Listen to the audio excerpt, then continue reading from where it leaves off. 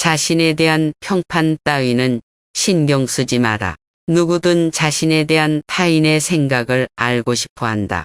자신을 좋게 떠올려 주기를 바라고 조금은 훌륭하다 생각해 주기를 바라고 중요한 인간의 부류에 포함되기를 바란다. 그러나 자신에 대한 평판에만 지나치게 신경 써서 남들이 하는 이야기에 귀를 쫑긋 세우는 것은 좋지 않다.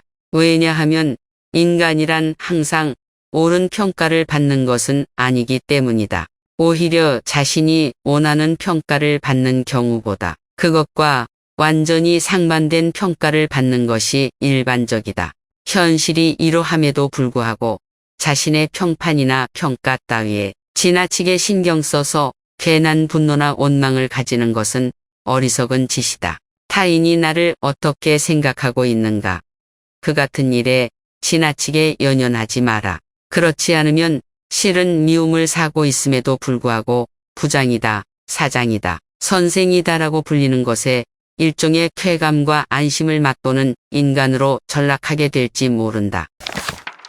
수완가이면서 둔한 듯 보여라. 예리하고 영리하기만 해서는 안 된다. 어떤 면에서는 둔해 보이는 것도 필요하다. 영특한 것만이 멋있는 것은 아니다. 영특하지만 늘 아직 어리다는 말을 듣고 어딘지 가볍게 보이는 취약점도 필요하다. 예리하면서도 어느 정도 둔한 면이 있어야 애교스러운 이로 여겨져 사람들의 사랑을 받고 누군가가 도움을 주기도 하며 편을 들어줄 여지도 생긴다. 이것은 영특하기만 했을 때보다 훨씬 많은 것을 얻게 한다. 나무에게 배워라. 소나무가 자아내는 분위기는 어떠한가? 마치 귀를 기울이고 무언가를 들으려는 듯하다. 전나무는 어떠한가? 꿈쩍도 하지 않은 채 무언가를 기다리고 있는 듯하다. 이 나무들은 조금도 초조해하지 않는다. 당황하지 않고 조바심 내지 않으며 아우성치지 않고 고요함 속에서 가만히 인내할 뿐이다. 우리도 소나무와 전나무의 태도를 배울 필요가 있다. 주목받고 싶기에 주목받지 못한다. 자기현시욕 말하자면 자신만을 내세우는 자신만이 특별히 주목받고자 하는 욕망이다. 모임에 참석하면 이것이 또렷이 보인다. 어떤 이는 이야기나 풍부한 화제거리로 또 어떤 이는 기발한 의상으로 어떤 이는 넓은 인맥으로 또 다른 이는 자신의 고립으로 각자 자신만이 주목받길 꾀한다. 그러나 그들의 이런 계산은 착각이다. 자신만이 주목받을 주인공이요. 타인은 관객이라는 생각을 가지고 있기 때문이다. 각자가 그런 생각을 하고 있으니 관객 없는 연극이 되어버리고 결국에는 그 누구도 주목받지 못한다. 때때로 인생에도 이 같은 일이 일어난다. 어떤 사람은 권력으로 어떤 사람은 학력으로 어떤 사람은 동정을 이끌어내기 위해 애처롭게 행동하며 각자 주목받으려 한다. 그러나 그 목적은 이룰 수 없다. 모든 이가 나 이외의 타인은 자신의 관객이라 생각하기 때문이다. 호기심에 휘둘리지 마라. 주변이나 세상에서 일어나는 수많은 일마다 고개를 들이밀면 결국에는 공허해질 뿐이다. 역으로 자신의 공허함을 어떻게든 채우기 위해 닥치는 대로 수많은 일에 간섭하는 사람도 있다. 호기심은 자신의 능력을 꼭 피우는데 중요한 역할을 하지만 우리의 인생은 세상의 모든 일들을 보고 들을 수 있을 만큼 오래도록 이어지지 않는다. 자신이 관계할 방향을 착실히 파악하고 그것에 전념하면 훨씬 현명하고 충실한 자신의 인생을 살아갈 수 있다. 마음은 태도에 드러난다. 극단적인 행동, 짐짓 과장된 태도를 취하는 사람에게는 허용심이 있다.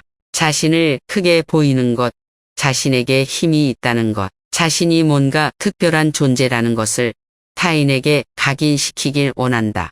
실제로는 아무것도 없는 텅 빈 내면을 가졌음에도 불구하고 그러하다. 사소한 것에 사로잡히는 사람은 배려심이 있거나 어떤 일에든 섬세한 듯 보이지만 내실은 공포심을 끌어안고 있는 것이다. 실패하지는 않을까 두려운 것이다. 혹은 무슨 일이든 자신 이외의 사람이 관계하면 순조롭게 진행되지 못할 것이란 생각을 가지고 있어 내심 타인을 얕잡아보는 까닭이기도 하다. 타인을 향한 비난은 자신을 드러낸다. 누군가를 책망하는 사람, 누군가가 나쁘다며 강하게 주장하는 사람이 있다. 그러나 그들은 그 고발을 함으로써 스스로의 성격을 무심결에 드러내는 경우가 많다. 제3자가 보면 추잡할 정도로 거센 비난에 나선 사람이 오히려 나쁜 쪽이 아닐까 하는 생각이 들 정도로 비열한 성격을 드러낸다. 그렇기에 심하게 남을 비난하는 사람일수록 주위 사람들로부터 미움을 받는다. 쾌감과 불쾌감은 사고가 낳는다.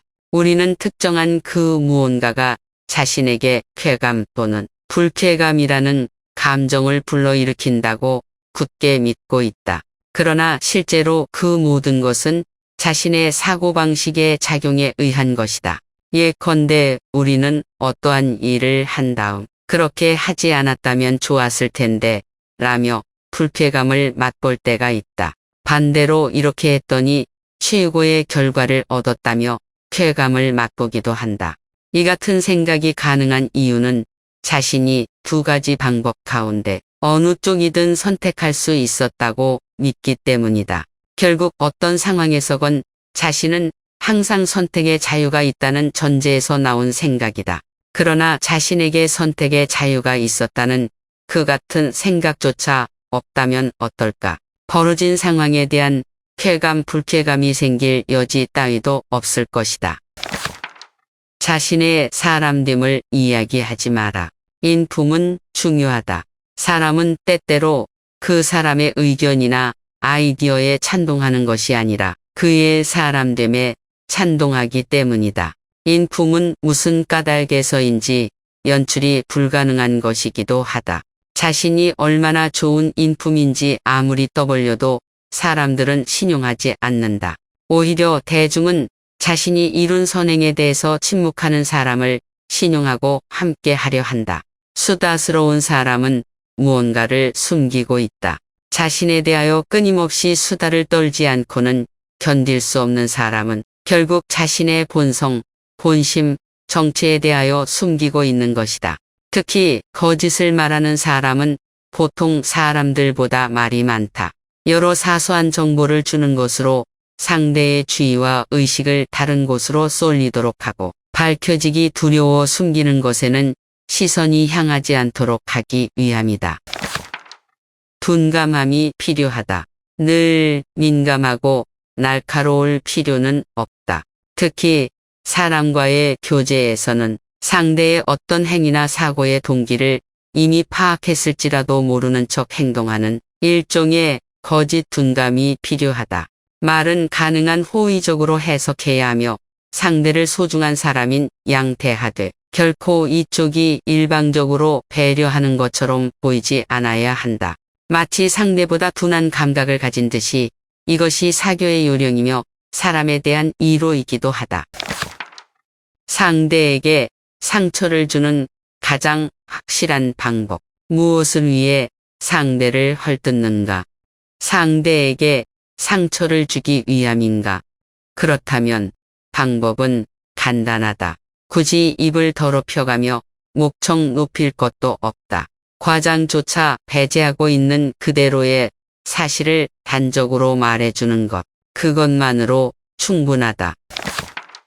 모든 사람들로부터 사랑받지 않아도 된다. 자신에 대하여 생리적 혐오를 가진 상대에게 아무리 정중하게 대해도 그 자리에서 자신에 대한 생각이 달라지지는 않는다. 결국에는 도리어 무례한 놈이라 여겨질 뿐이다. 반드시 모든 이로부터 사랑받아야 한다고 생각지 말라. 이러한 때에는 무리하게 애쓰지 않고 평소의 자세로 담담히 지내는 것이 최선이다. 타인에 대하여 이것저것 생각하지 마라.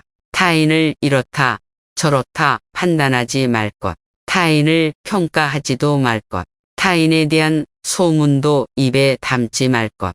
그 사람은 이렇다 저렇다 하는 생각도 애당초 하지 말 것. 그 같은 상상이나 사고를 가급적 하지 말 것. 이 같은 것에 좋은 인간성의 상징이 있다. 단단하게도 부드럽게도 산다. 매 순간을 냉정하고 이성적으로 살기 위해 애쓰지 마라. 가슴을 짓누르는 무게, 어깨에 뻐근함이 가중될 뿐이다.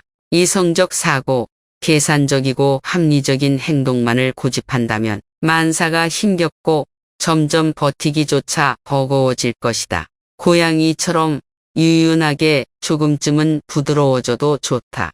억눌렸던 기분과 감정을 해방시키고 비이성적 비합리적으로 마음이 시키는 대로 지내며 기분 전환을 하는 것도 좋다. 그것만으로 우리는 본래의 인간성의 영향을 공급받고 삶의 활기를 북돋는 윤활유를 얻는다. 신뢰를 얻고 싶다면 행동으로 보여라. 자기 자신을 믿는다고 공공연히 말하는 사람은 오히려 타인의 신뢰를 받지 못한다. 그 같은 말을 하는 사람은 스스로에게 취해 있는 나르시스트이거나 자기애로 인해 자기인식이 상당히 안이해진 인간에 불과하기 때문이다. 인간이라는 것이 얼마나 유약한 존재인지 대부분의 사람이 알고 있다. 타인의 신뢰를 얻고자 한다면 말로 자신을 강조할 것이 아니라 행동으로 보여주는 수밖에 없다. 피할 수도 물러설 수도 없는 상황에서의 진실하고 흔들림 없는 행동이야말로 타인의 믿음에 호소할 수 있다. 오직 자신만이 증인인 시련. 자신에게 시련을 주어라. 아무도 모르는 오직 증인이라고는 자신뿐인 시련을 이를테면 그 누구의 눈에 띄지 않는 곳에서 정직하게 산다. 혼자 있는 경우라도 예의 바르게 행동한다.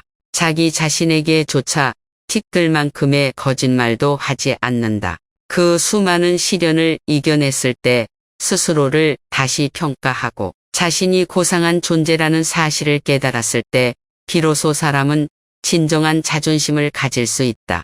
이것은 강력한 자신감을 선사한다. 그것이 자신에 대한 보상이다.